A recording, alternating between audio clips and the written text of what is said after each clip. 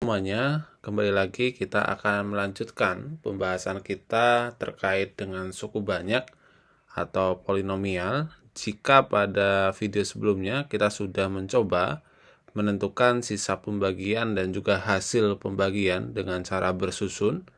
Nah, di video kali ini kita akan coba dengan menggunakan metode yang lainnya, yaitu kita akan menggunakan metode Horner.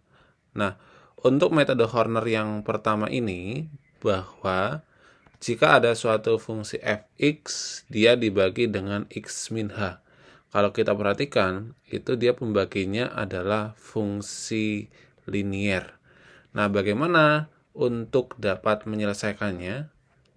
Nah, hal pertama yang harus dilakukan yaitu ketika menggunakan metode Horner, kita harus membuat suatu kolom terlebih dahulu, ya.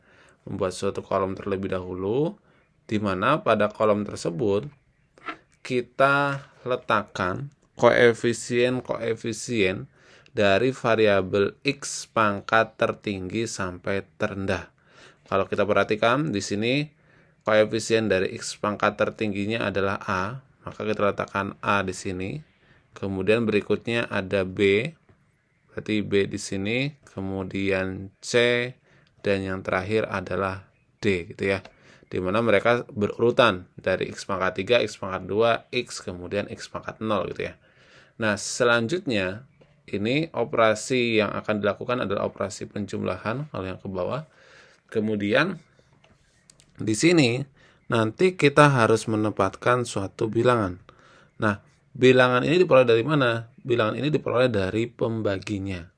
Karena kalau kita perhatikan, pembaginya kita itu adalah fungsi linier, maka untuk nilai x-nya kita ambil dia sama dengan, jadi untuk nilai x-nya kalau fungsi linier itu diambilnya dia sama dengan negatif dari min h per 1, gitu ya. Atau dia sama dengan h. Maka di sini adalah h. Setelah itu bagaimana rutenya? Jadi jika pembagian berderajat 1 atau pangkat tertinggi 1 di sini x min h, maka satu kolom dari kanan dibatasi sebagai kolom sisa dan satu nilai pada baris tidak diproses. Jadi di sini nih, ini di sini tuh tidak diproses. Nah, tidak diproses. Kalau dia pembaginya pangkat tertingginya adalah 1. Kemudian nanti sisanya itu dia akan terletak di bagian akhir. Di bagian akhir itu nanti di sini. Oke, kita akan coba operasikan. Nah, langkahnya bagaimana langkahnya? Untuk variabel dari x pangkat tertingginya itu dia langsung turunkan aja. Langsung turun ke sini, a. Kemudian setelah ini a-nya dikalikan dengan h. Jadinya adalah ah. Kemudian setelah itu b ditambah dengan ah, jadinya adalah b tambah ah. Kemudian b tambah ah dikalikan dengan h, jadinya b kali h ditambah dengan ah kuadrat. Kemudian ini ditambah, jadinya adalah c ditambah dengan b kali h ditambah dengan ah kuadrat. Kemudian dikalikan dengan h, sehingga diperoleh dia menjadi ch ditambah dengan b kali h kuadrat ditambah dengan ah pangkat 3. Ini dijumlahkan sehingga kita peroleh d ditambah dengan ch ditambah dengan b kali h kuadrat ditambah dengan ah pangkat 3.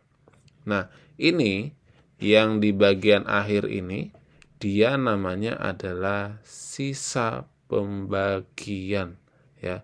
Ini namanya sisa pembagian. Kemudian kalau ditanyakan hasil baginya yang mana? Hasil baginya itu adalah yang ini, 1, 2, 3. Tapi 1, 2, dan 3 ini dia merupakan koefisien dari hasil pembagiannya. Di mana? Karena koefisien pangkat tertingginya mulanya x pangkat 3, maka yang ini itu adalah x pangkat 2, kemudian x, dan ini dia merupakan konstanta. Jadi dapat kita tuliskan bahwa hasil baginya atau HX dia sama dengan AX kuadrat ditambah dengan B ditambah dengan AHX, kemudian ditambah dengan C ditambah dengan BH ditambah dengan AH kuadrat. Nah, kemudian kita akan coba contohkan untuk kasusnya bagaimana cara menentukan sisa dan juga hasil bagi dengan menggunakan Horner ini. Kita akan coba menggunakan contoh yang sama, yaitu di sini ada suatu fungsi fx, dia dibagi oleh x plus 1. Maka sisa dan juga hasilnya itu berapa jika kita menggunakan Horner. Nah, langkah pertama, kalau kita menggunakan Horner, bahwa kita harus membuat suatu kolom terlebih dahulu tadi ya, dimana kolomnya dia terdiri dari 2 baris. Oke, kita buat kolom yang terdiri dari 2 baris. Kemudian setelah itu langkah selanjutnya, ini operasi yang nanti dilakukan adalah penjumlahan. Nah, langkah selanjutnya kita letakkan koefisien dimulai dari x pangkat tertinggi ke pangkat terendah. Dimana kalau kita perhatikan koefisien dari pangkat tertingginya adalah 1, berarti di sini adalah 1, kemudian 2, kemudian min 5, kemudian 1. Nah, setelah itu untuk di sini baris pertama, baris kedua kolom pertama ini tidak kita isi atau dikosongkan. Kemudian untuk si pembaginya, karena di sini adalah x plus 1, maka tadi kita lihat pas awal ketika ada pembaginya itu adalah x min h ya, itu nilai x-nya dia sama dengan negatif dari min h per 1. Nah, kalau sekarang karena pembagi kita adalah x plus 1, maka x-nya dia itu sama dengan min dari 1 per 1. Artinya dia adalah min 1. Maka di sini kita letakkan min 1. Oke, sekarang kita akan coba menghitungnya. Jadi, 1 yang paling kiri di kolom pertama itu turun dulu. Ini 1, kemudian dikalikan 1 kali min 1 jadinya adalah min 1. Ini dijumlahkan jadinya 1 kali min 1 dijumlahkan jadi min 6. Kemudian min 6 kali min 1 jadinya adalah 6. Ini dijumlahkan jadinya adalah 7. Maka ini 7 dia merupakan sisa pembagiannya. Jadi SX-nya adalah 7. Kemudian untuk hasil baginya berturut-turut karena ini adalah koefisien dari hasil baginya, di mana ini untuk variabel x kuadrat, ini untuk x dan min 6 itu konstanta, maka untuk hasil baginya adalah x kuadrat ditambah dengan x dikurangi dengan 6. Nah, kita akan coba bandingkan apakah hasilnya sama atau tidak gitu dengan cara menggunakan bersusun. Kayak sisanya 7, hasilnya x kuadrat plus x min 6 memberikan hasil yang sama ya. Nah, kemudian mungkin muncul pertanyaan, bagaimana jika fungsi yang dibagi itu dia pangkatnya itu tidak berurutan? Maksudnya pangkatnya itu tidak berurutan itu seperti apa gitu ya? Kayak kita akan contohkan yang kedua.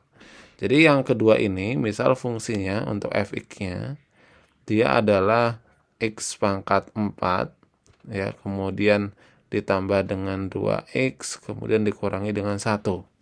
Kemudian pembaginya kita samakan. Jika fx dibagi oleh x plus 1, maka sisa dan juga hasilnya itu berapa? Oke, kita akan coba membahasnya. Jadi pertama, sama seperti tadi, kita harus membuat suatu kolom terlebih dahulu. Kita buat kolomnya terlebih dahulu. Kemudian kita letakkan koefisien dari x pangkat tertinggi ke terendah. Dimana di sini untuk pangkat tertinggi adalah x pangkat 4 dan koefisiennya adalah 1, maka kita letakkan 1.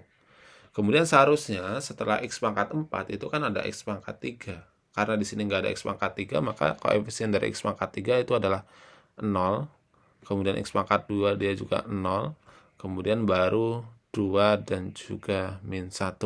Jadi pada intinya bahwa ketika tidak ada variabel dari x pangkat 3 dan x pangkat 2, itu dituliskan aja koefisiennya, dia adalah 0. Kenapa? Karena ini harus berurutan ya. Kalau kita perhatikan di sini ini dimulai dari X pangkat 4, X pangkat 3, kemudian ini adalah X pangkat 2, ini X, ini yang ini X pangkat 0 gitu ya.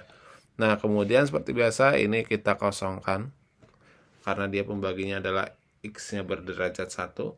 Kemudian untuk pembaginya itu adalah X plus 1, maka di sini adalah min 1. Setelah itu, kita turunkan satunya terlebih dahulu, kita kalikan, ini jadi min 1. Min 1 kali min 1 jadinya 1, ditambah jadinya 1. 1 kali min 1 jadinya adalah min 1. 2 tambah min 1 jadinya adalah 1. 1 dikalikan dengan min 1 adalah min 1. Dan ini dia menjadi minus 2. Maka dapat kita simpulkan bahwa sisa pembagiannya itu adalah minus 2. Kemudian untuk hasil pembagiannya, nah ini untuk koefisien dari hasil baginya, dimana ini untuk koefisien dari X pangkat 3, ini X pangkat 2, dan ini adalah X, dan ini merupakan konstanta.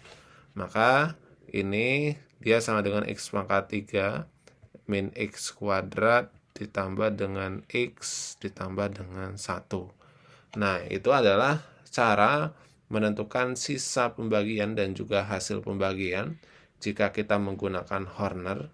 Mungkin muncul pertanyaan, bagaimana jika misalkan pembaginya itu dalam bentuk AX plus B, atau dalam bentuk AX kuadrat plus BX plus C, atau malah dalam bentuk X-nya itu pangkat 3 atau pangkat 4. Nah, hal itu akan kita pelajari pada video selanjutnya. Silakan jika ada pertanyaan terkait dengan penggunaan metode Horner dalam menentukan sisa dan juga hasil bagi, bisa teman-teman tuliskan di kolom komentar. Semoga video ini bermanfaat dan terima kasih.